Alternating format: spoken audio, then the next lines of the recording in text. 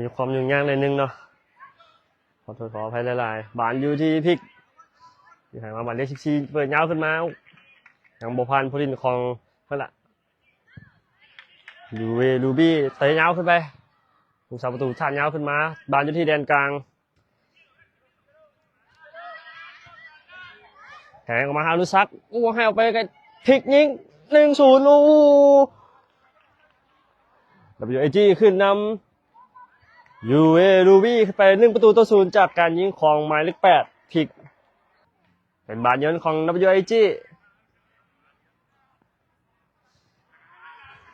ต้องขอโทษขออภัยหลายๆเนาะสำหรับมุมบ่ได้ที่ทำการทอดสดมุมบ่ดีปานใดบานอยู่ที่โทนหมายเลข2หักเข้ามาบานถึงอนุสักยิงหูปะ WAG ได้ประตูที่2จากการยิงของอนุสักวิไลกุล WAG ขึ้นนำลูบี้ไปแล้ว2-0จากการยิงของหมายเลข10ลูบี้ออกไปทางด้านซ้ายให้ออกมาให้บานบดีมาที่อนุสักแทงขึ้นมาที่ทุด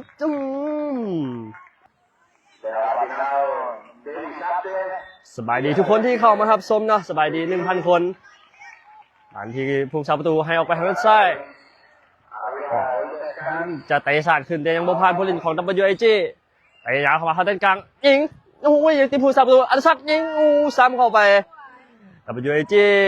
ได้ประตูที่3จากการยิงของหมายเลข10อนุสักตุนนะจากการยิงของหมายเลข10ให้ออกไปทางด้านขวายังติดผู้เล่นของ WAG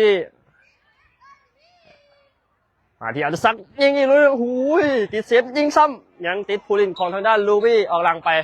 กรรมการเป่าปีดจบครึ่งเวลาที่1กรรมการให้สัญญาณเริ่มเกมการแข่งขันในครึ่งเวลาที่2บานอยู่ที่อนุสักลากยาวขึ้นมาทางด้านกลางให้ออกไปทางด้านขวาบานอยู่ที่กล้วยกรรมการ ยังบ่เข้าใจเส้นนะครับเป็นบานออกข้างไปเป็นบานเยินของทางด้านลูบี้ให้ออกไปทางด้านขวาเข้ามาที่โทนหักเข้าขวาโทนยิงเองเป็นประตูลงนี่บานอยู่ที่ยิงถือบอดีผู้ชาประตูเชียร์ยาวขึ้นมาบานอยู่ที่โทนเอาบานลงที่พลิกลากใส่มาโทนย้ำเข้าซ้ายยังมายิงให้อนุสักแปรเน้นWAG ได้ประตูที่5จากการยิงของหมายเลข10อนุสักวิไลกุล WAG ขึ้นนำลูบี้ไปแล้ว5-0ผู้เล่นของทางด้านลูบี้หายยาวขึ้นมาโบพันผู้เล่นของ WAG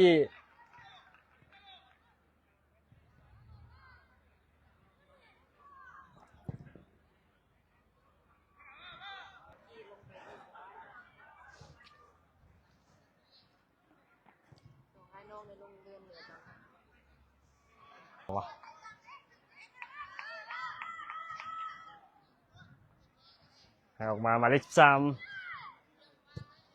กวยให้ขึ้นหน้ามาอนุสักลอกสวยแยกเข้าซ้าย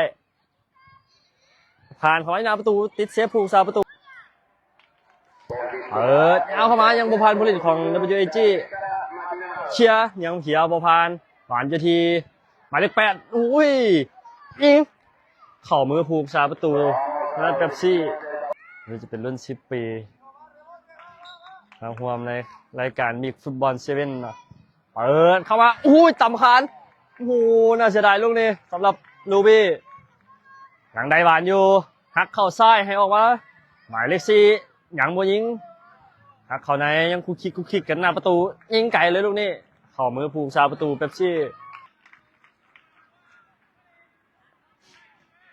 ตัวสาประตูให้สั้นมาดีบอลซ้ายให้เข้าใน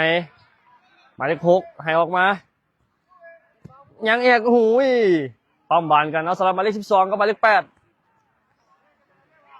หมายเลข12ยังได้จะหักเข้าในเขาบอกว่าตีแบบนี้ออกเนี่ยว้าวบงนอนเนี่ยสำหรับหมายเลข12กับหมายเลข8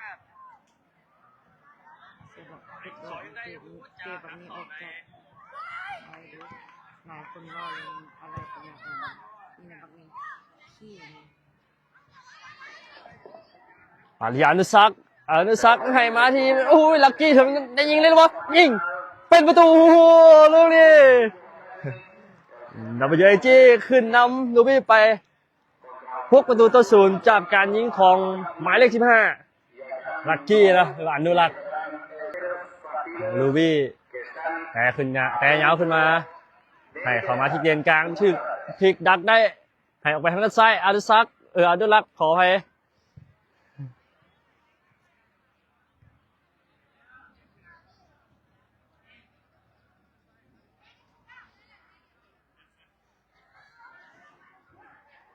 ในตอนนี้เนาะ WAG ยังขึ้นนำยูเวลูบี้ไป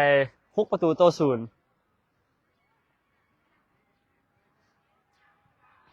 เหลือเวลาอีกประมาณ3 นาที